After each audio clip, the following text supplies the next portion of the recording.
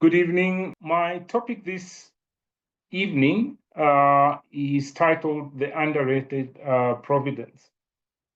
And this was prompted by the ongoing thinking of me just saying how much, we appreciate what God is doing for us on a daily basis. How often do we acknowledge what God is doing for us every day? How often do we thank God on a daily basis? And obviously, this topic, or these questions are more general questions because God works with us almost every day, and God works on us on a daily basis. So, as human and as somebody that applies their mind and privileged to be in this group or congregation, you will ask yourself these questions because we've got so much and so many blessings that we do not count on a daily basis. I am going to start from the beginning. In Genesis 1, verses 28 and 30, we read, and we're going to take it from verse 28. The verses before are talking about creation, and we see Adam and Eve, where God blessed them and said to them, "Be fruitful and increase in number, fill the earth and subdue it, rule over the fish in the sea and the birds in the sky, and over every living creature that moves on the ground." And we'll underline ground there. Verse 29, then God said, "I give you every seed-bearing plant on the face of the whole earth, and every tree that has fruit with seed in it. They will be yours for food. And to all the beasts of the earth, and all the birds in the sky, and all the creatures that move along the ground, everything that has the breath of life in it, I give every green plant for food." And it was so. How nice of God that He created everything, and then He gives it to Adam and Eve. So much privileged to be given all these things as custodians of basically the whole earth. Now, whilst they were there, something happened. They sinned. And in Genesis 3, we see the punishments that were given to Adam, to Eve, and the serpent. God, in the punishment to the serpent, He said, "You will crawl on your belly and you will eat dust all the days of your life."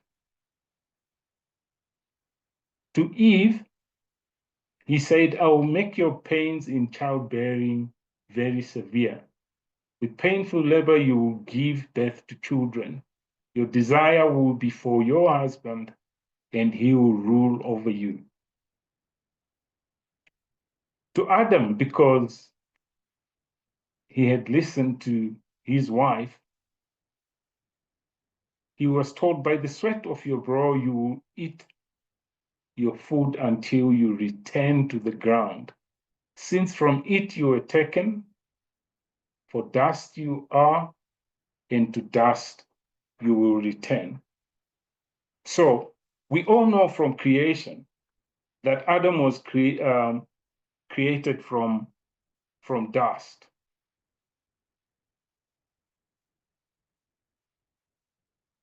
Now, God had given everything to Adam and Eve to oversee. And when they sinned, God then punished the snake, Adam, and Eve. We read that God had given every seed-bearing plant on the face of the whole earth and every tree that has fruit with seed in it.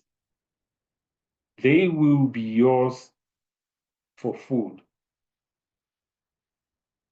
God did not say anything, or God did not change his statement on the instruction or the vow that he had given to Adam and Eve. So this was not touched. It would continue as per the initial arrangement.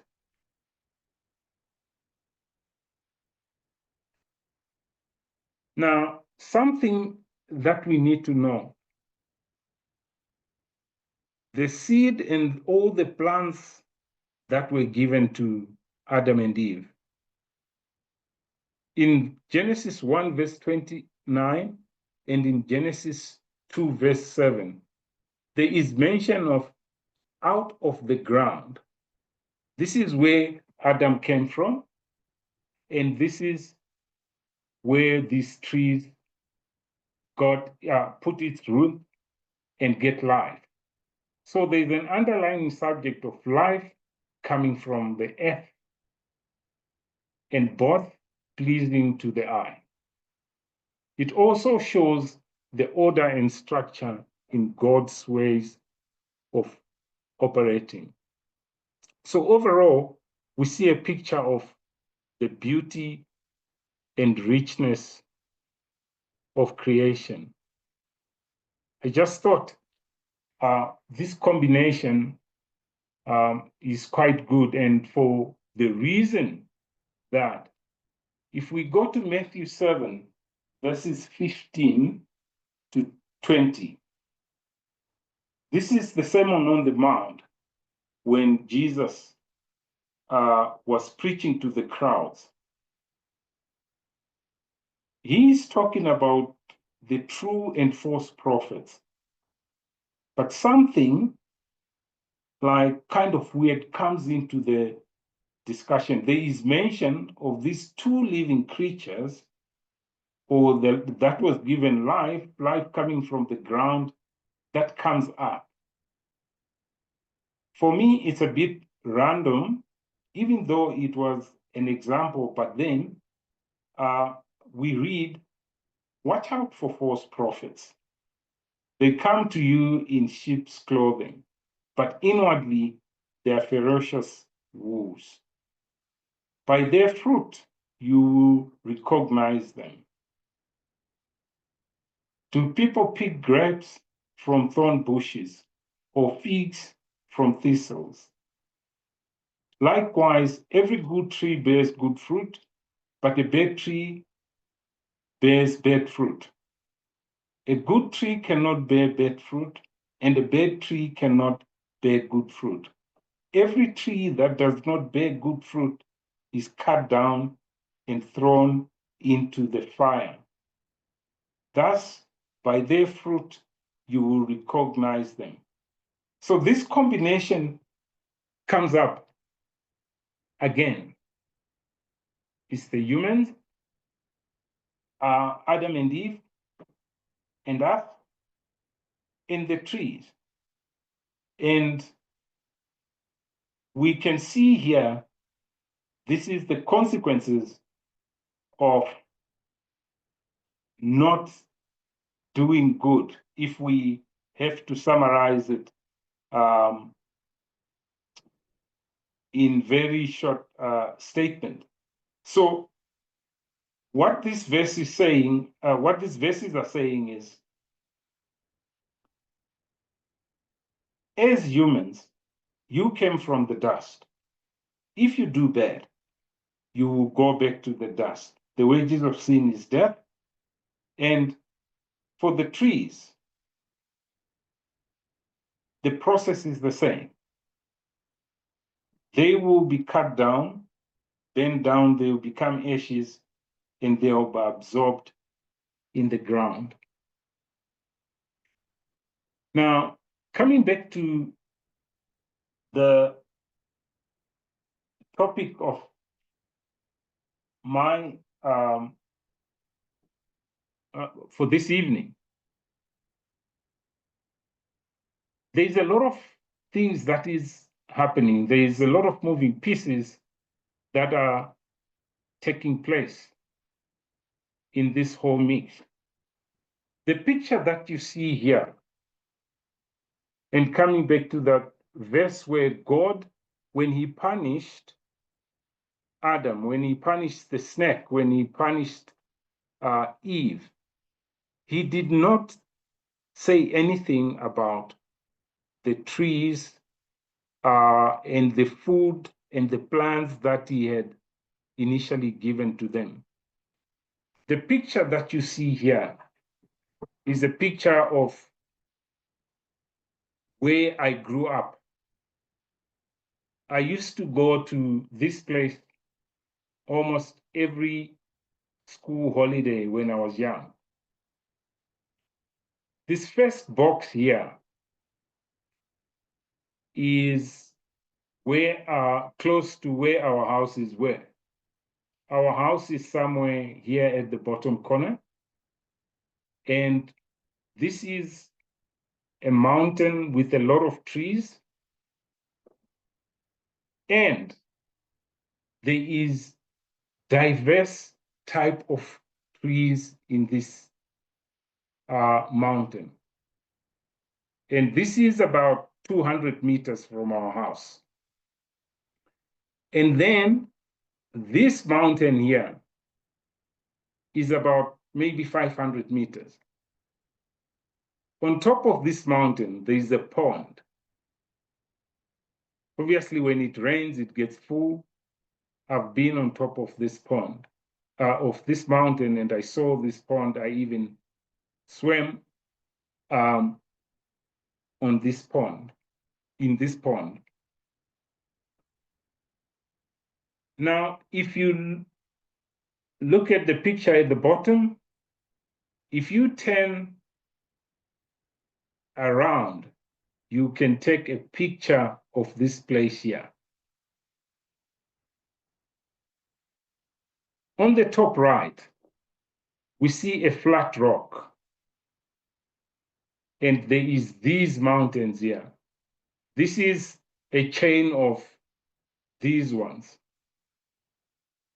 Now, these ones are on this is another picture when you are standing at our house and you're looking this side, you take a picture of this place. These pictures were taken last year in March. Why am I giving this? Why am I taking you through this? If we look at these pictures, you would think they are somewhere in a different country. This was in Zimbabwe. This is in Zimbabwe. These forests here, they've got diverse fruits, which are actually used for food as stipulated from the beginning. There's so many types of fruits that if you go into these bushes in the morning and come back in the evening, you will not go hungry.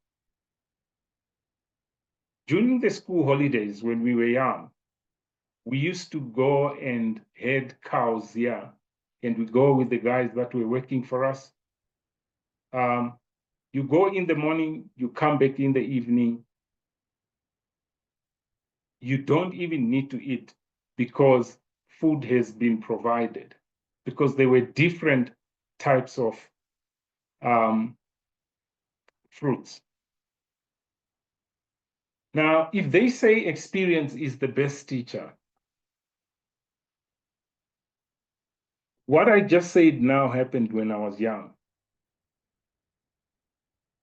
I had no idea I would have the knowledge that I have now of the truth that will help me appreciate and thank God for such wonderful creation. The picture that we see not only shows the power of creation, but the power of provision. Because the people that are living here are actually still living by those standards that we read, where God gave the Garden of Eden to Adam and Eve and say, the plants you will use for food and you will use for medicine. Now, looking back, it gives me more reason to believe because I have witnessed it and I have done it firsthand. God planted the paradise of pleasure in this area called Mutseka in Zimbabwe. Again, I'm going to tell you to continue and tell you another story. This tool that you see here, it's called mbazo in my language, in Shona. My grandmother used to have one. You can operate it with using one hand. This was a special tool that she used to extract herbs from this forest that you see. She never used it for anything else. She used to hang it in the edges of our hut, around hut. And whenever it's required to do its work, she will take it, go into these bushes, come back with medicine, whether it's an open wound, whether it's inflammation, or it's a swollen leg. She used to know all the herbs that will assist. Having said that, Ezekiel 47, verse 12, supports what I've been saying. Along the banks of the river, fruit trees of all kinds will grow. Their leaves will not wither, and their fruit will not fail. Each month they will bear fruit, because the water from the sanctuary flows to them. The fruit will be used for food, and their leaves for healing. I witnessed this firsthand. I experienced it firsthand. And now it gives me more reason to believe. God works in different ways, and God works wonders. But sometimes when it is happening, when you don't have the knowledge, you do not understand, you might think that it is your power, it is your parents' power to actually make these things available. But as we grow older, that monopoly of wisdom starts going away and you get better understanding.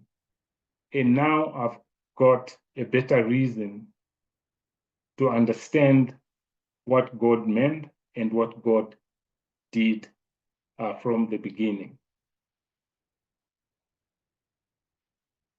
Now, it's not only that.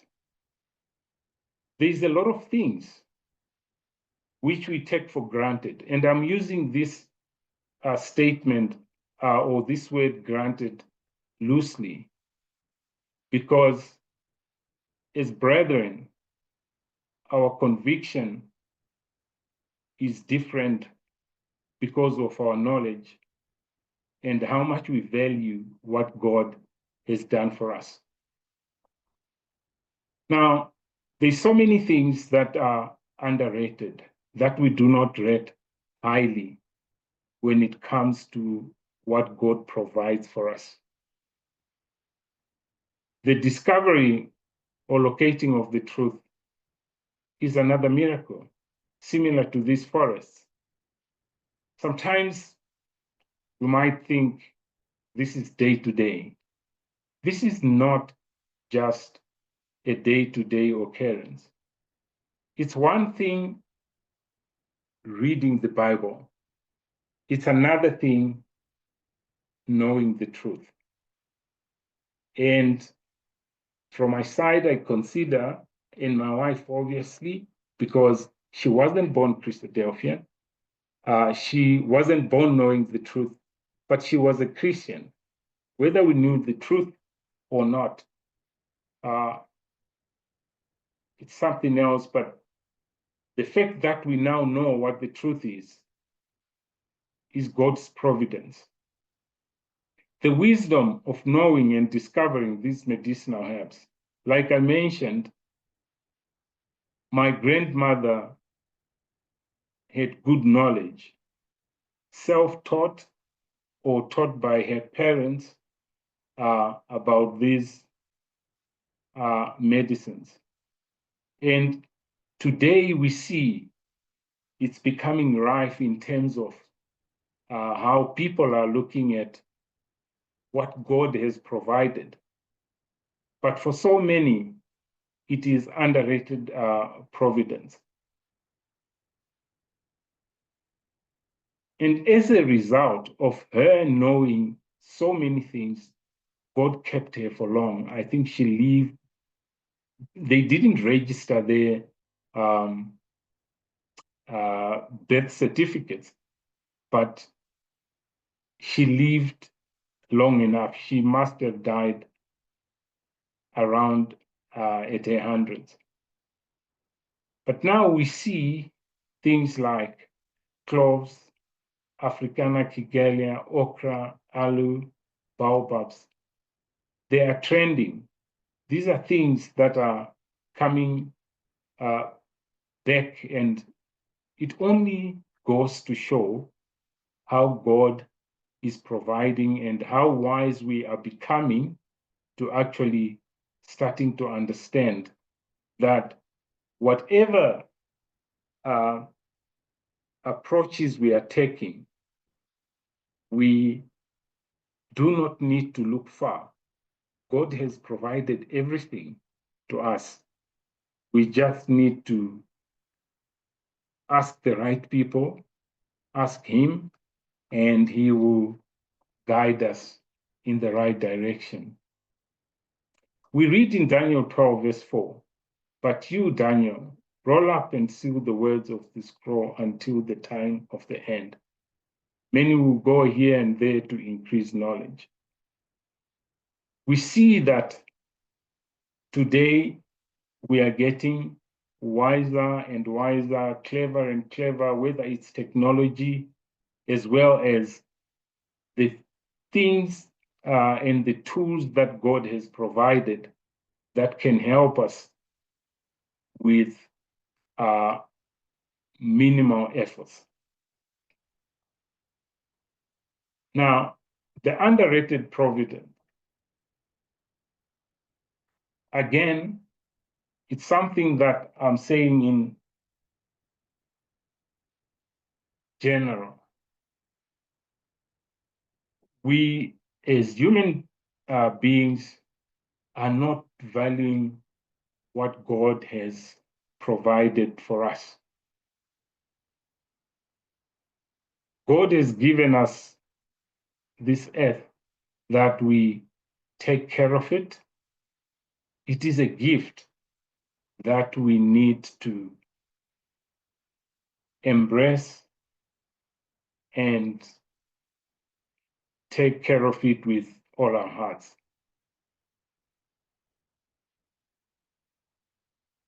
We are told in Isaiah 45, verse 18, "For this is what the Lord says, He who created the heavens, He is the God. He who fashioned and made the earth, He founded it. He did not create it to be empty, but formed it to be inhabited." We saw that from Genesis, Adam and Eve were given this earth to be caretakers.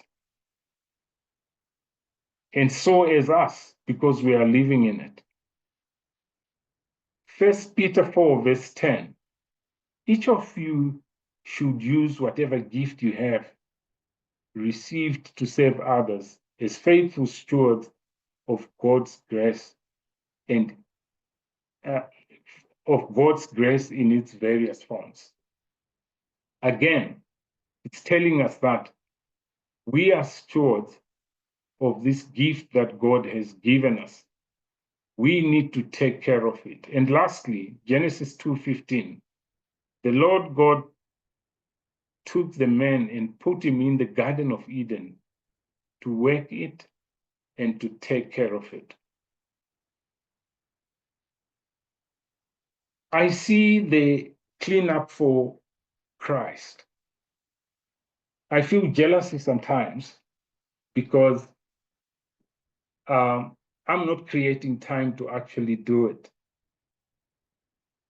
We seem to have neglected nature and neglected the instruction that God has given us.